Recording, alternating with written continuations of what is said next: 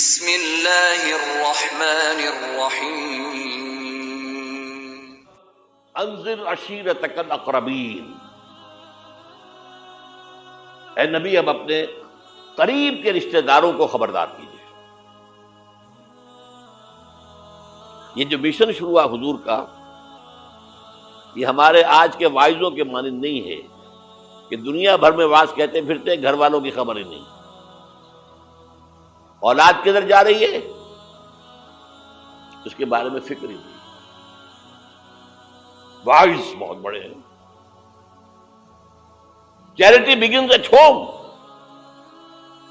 سب سے پہلے دعوت دیجیے اپنے گھر والوں کو اور اپنے رشتہ داروں کو۔ وانذر عشیرتک الاقربین، تو حضور نے حکم دیا حضرت علی کو رضی اللہ تعالی عنہ، علی ایک دعوت طعام کا بندوبست کرو اور سب بنی ہاشم کو بلا دو۔ بنو ہاشم میں زیادہ قریبی رشتہ دار، یہ آپ کو معلوم ہونا چاہیے کہ جیسے ہمارے ہاں ایک قبیلہ ہوتا وٹو قبیلہ، اب وٹو میں مانے کے، لالے کے، شامد کے یہ ہوتے ہیں نا، پھر ان میں خاندان ہوتے ہیں۔ کوئی شاہ محمد تھا، اس کی اولاد جو ہے وہ شامد کے ہو گئی، لالا کوئی ہوگا لالے کے ہو گئے، مانے کے ہو گئے، لیکن ہے سب وٹو۔ اسی طرح مکے میں بسنے والے تھے سب قریش، کوئی وہ جو ہے بنو ہاشم، کوئی بنو امیہ، کوئی بنو علی، کوئی بنو تیم، لیکن سب کے سب کون تھے؟ قریش۔ اس میں جو گھرانہ تھا جس سے حضور تھے وہ بنو ہاشم تھے۔ تو اقربین کہا نا، اپنے قریبی رشتہ داروں کو کھانا کھلایا۔ اس کے بعد آپ کھڑے ہوئے، ابو لہب نے تاڑ لیا کہ ابھی ہمارے سامنے اپنی دعوت رکھیں گے۔ وہ تو چونکہ ایک دیوار بیچ کا پڑوسی تھا اور دشمن تھا، سگا چچا ہونے کے باوجود بدترین دشمن۔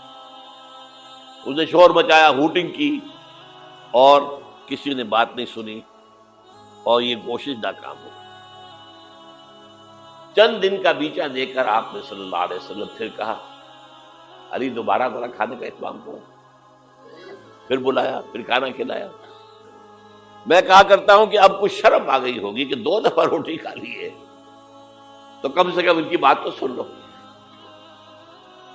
یہ خطبہ جو دیا ہے حضور نے صلی اللہ علیہ وسلم، عظیم ترین خطبہ، جامع ترین خطبہ، لیکن مجھے عجیب ہے، یہ محسوس ہوتا ہے کہ ہمارے ہاں احادیث کی کتب میں میرے علم کی حد تک یہ موجود نہیں ہے۔ مجھے یہ خطبہ ملا ہے نہج البلاغہ سے، اہل تشیع کی جو اہم ترین کتاب سمجھ لیجیے، حضرت علی کے خطوط، خطبات، حضور کی حضرت علی کے اشعار، بحیثیت خلیفہ جو آپ کے فرامین، یہ سب جمع کیے گئے ہیں نہج البلاغہ۔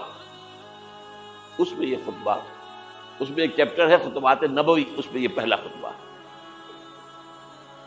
ایک ایک لفظ جو ہے حکمت کا موتی ہے۔ آپ کھڑے ہوئے، ان الرائد لا یکذب اہلہ، دیکھو لوگوں، کسی قافلے کا رہنما کبھی اپنے قافلے والوں کو دھوکہ نہیں دیا کرتا۔ کیا بتایا کہ میں اس قافلہ انسانیت کا رہنما بنا کر بھیجا گیا۔ واللہ لو کذبت الناس جميعا ما کذبتکم ولو غررت الناس جميعا ما غررتکم، خدا کی قسم میں پوری دنیا سے جھوٹ بول سکتا بالفرض تو تم سے تو کبھی نہ بولتا۔ You are my kith and kin, اور اگر میں پوری دنیا کو دھوکہ دے سکتا بالفرض تو تمہیں تو کبھی نہ دیتا۔ یہ تمہید ہو گئی، 3 جملے۔ چوتھے جملے میں ایمان باللہ، ایمان بالرسول دونوں آ گئے۔ واللہ الذی لا الہ الا ہو انی لرسول اللہ الیکم خاصۃ والی الناس کافۃ، قسم ہے اس اللہ کی جس کے سوا کوئی الہ نہیں۔ توحید آ گئی، میں اللہ کا رسول ہوں تمہاری طرف خاص طور پر، اور پوری دنیا کی طرف عام طور پر۔ اب جو جملے آ رہے ہیں وہ سارے انذار آخرت پر ہیں۔ واللہ لتموتن کما تنامون، خدا کی قسم تم سب پر موت آئے گی جیسے کہ روزانہ رات کو سو جاتے تھے۔ ثم لتبعثن كما تستيقظون، پھر ایک صبح ہوگی جب اٹھا لیے جاؤ گے جیسے کہ روزانہ صبح بیدار ہو جاتے ہیں، وہ صبح قیامت بھی آئے گی۔ اور کبھی آپ نے نوٹ کیا بیداری کے وقت کی دعا مسنون کون سی ہے؟ الحمدللہ الذی احیانی بعدما اماتنی والیہ النشور۔ اللہ کے حمد، اس کی تعریف، اس کا شکر، جس نے مجھے دوبارہ زندہ کر دیا اس کے بعد کہ مجھ پر بہت طاری ہو گئی تھی۔ جو شخص روزانہ صبح یہ الفاظ پڑھے گا، جب صبح قیامت کو اٹھے گا تو اس کی زبان پر یہ الفاظ آئیں گے کہ نہیں آئیں گے؟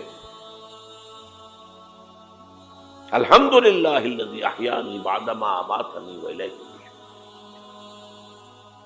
واللہ لتموتن کما تنامون ثم لتبعثن کما تستيقظون ثم لتحسبن بما تعملون۔ پھر حساب کتاب لیا جائے گا جو کچھ تم کر رہے ہو اس کا۔